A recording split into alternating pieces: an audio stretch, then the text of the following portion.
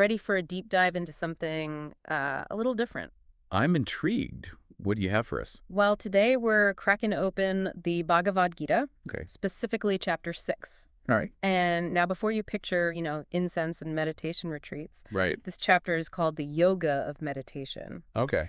And it's really about finding this inner peace, Mm-hmm. which I think we could all, use a little more of these days, wouldn't you say? Absolutely. Absolutely. And, it's fascinating how the Gita takes this concept of yoga, Yeah. something we often, immediately associate with physical poses. Right.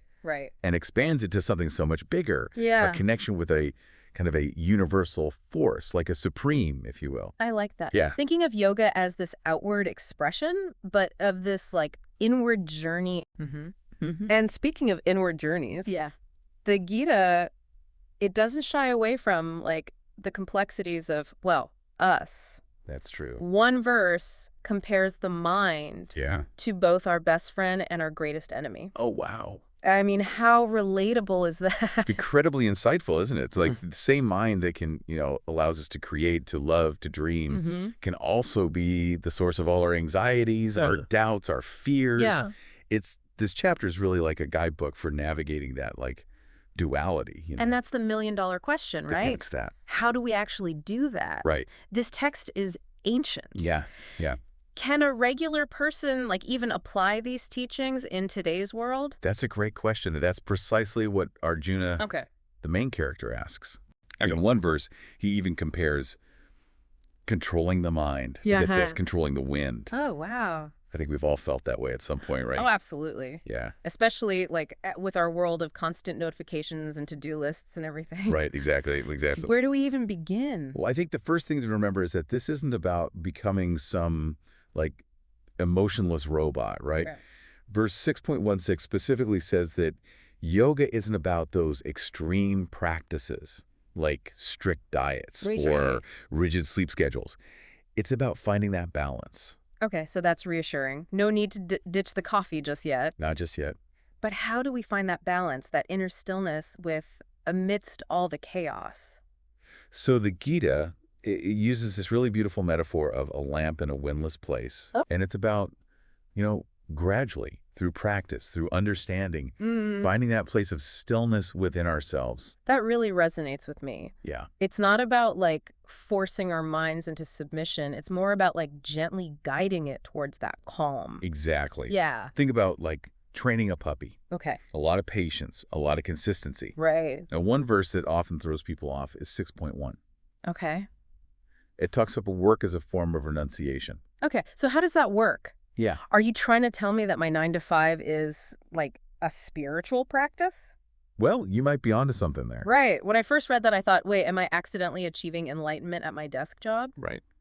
But I think what this verse is getting at is the idea of approaching our work and really any task without being so attached to the outcome. Precisely. It's about, doing the best you can, putting in the effort, but then letting go of that need to control the result. Right. Imagine how freeing that would be. So it's about focusing on the process rather than getting caught up in the what ifs, the anxieties of did I do enough or will it be good enough? Exactly. And this concept of detachment. Yeah. It's further emphasized in verse 6.8. Okay.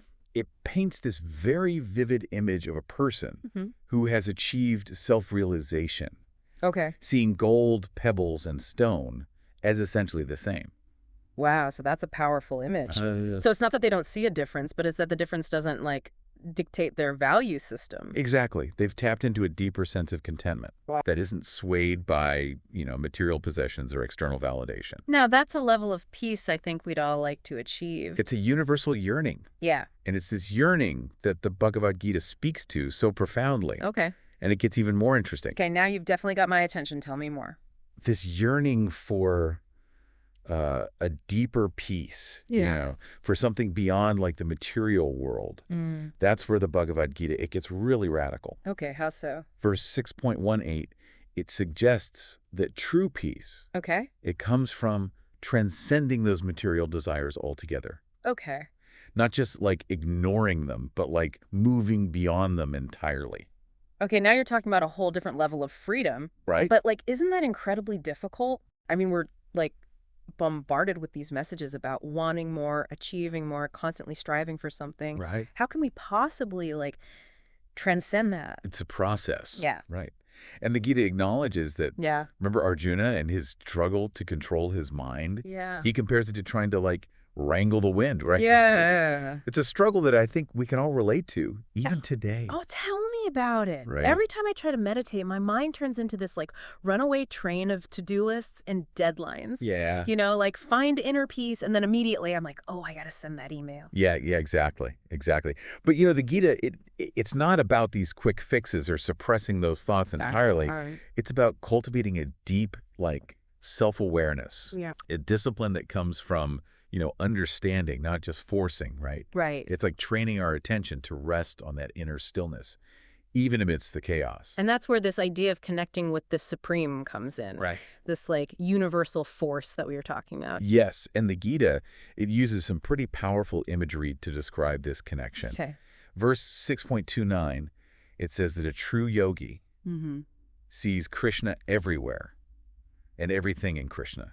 Okay, now that's a mind bender. Right. So are we talking about, like, literally seeing Krishna, or is this more about, like, a shift in perception? It's about a fundamental shift in how we see the world, right? Okay. And our place in it. Mm-hmm. Imagine seeing the divine in everything. Wow. In every person, every leaf on a tree, every grain of sand. It's about recognizing that interconnectedness of everything, that underlying unity that binds us all together. I get it. Yeah. It's like those moments when, maybe you're looking out at the ocean or you're standing on top of a mountain and you feel this overwhelming sense of awe and connection to something so much bigger than yourself. Precisely. It's about tapping into that sense of awe. Yeah. That feeling of being part of something so vast and magnificent. Yeah. And the Gita suggests that this connection, this shift in perspective, it's a pathway to a deeper understanding and ultimately lasting peace. And it's not just this vague idea of peace, right? Right. The Gita actually talks about, like, tangible benefits, like in verse 6.27, where it mentions the highest perfection of transcendental happiness. Yes. Okay, so what exactly is transcendental happiness?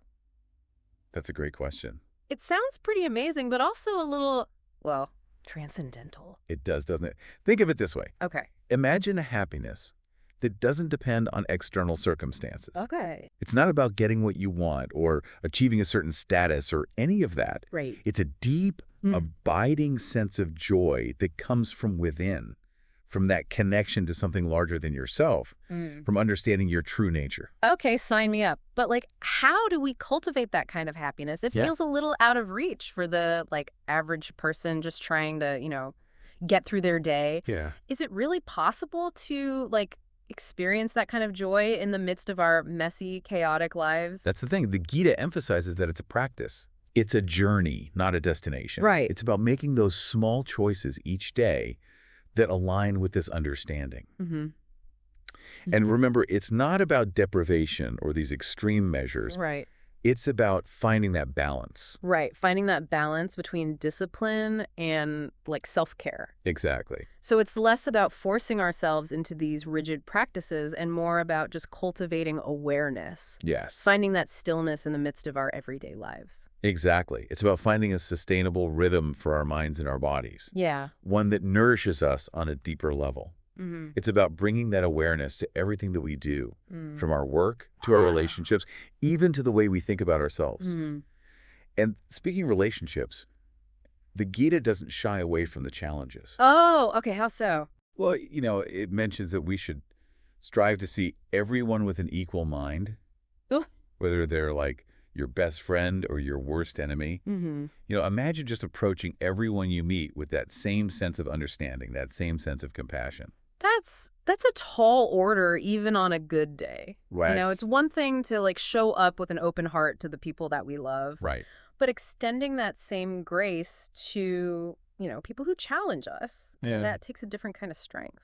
It does. It does. And I think that's really the heart of this practice, know. It's about rising above those petty differences that often divide us. Right. And connecting with that shared humanity that we all have. So it's about finding that inner peace.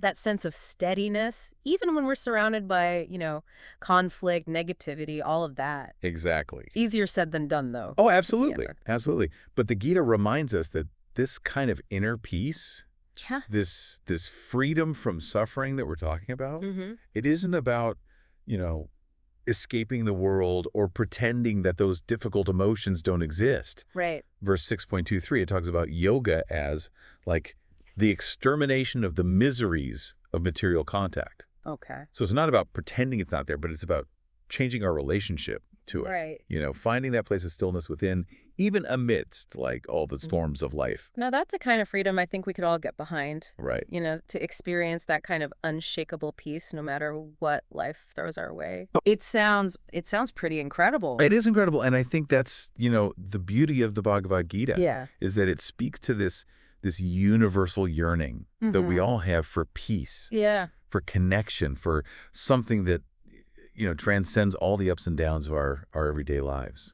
And, we may not be warriors facing a literal battle like Arjuna. Right. But we all have our own internal battles, our own anxieties, our own uncertainties. Absolutely. And, the Gita really does offer this timeless guide for how to navigate those challenges. It does. And how to find that deeper sense of peace and purpose. Yes, it reminds us that path to tranquility, it lies within each of us. So for those of you listening, here's something I want you to kind of ponder. The Bhagavad-gītā says that a lamp in a windless place burns steadily, right? Okay. So if our minds are constantly flickering, where do we find that stillness? Right. Is it in connecting with nature? Is it through meditation? Or maybe it's in those simple everyday moments, right? Yeah. When we're just approaching our work, our relationships with presence and with intention. It's a beautiful thing when you find it. It really is. It really is. Yeah. So whatever it looks like for you, just remember that, the journey inward is one worth taking.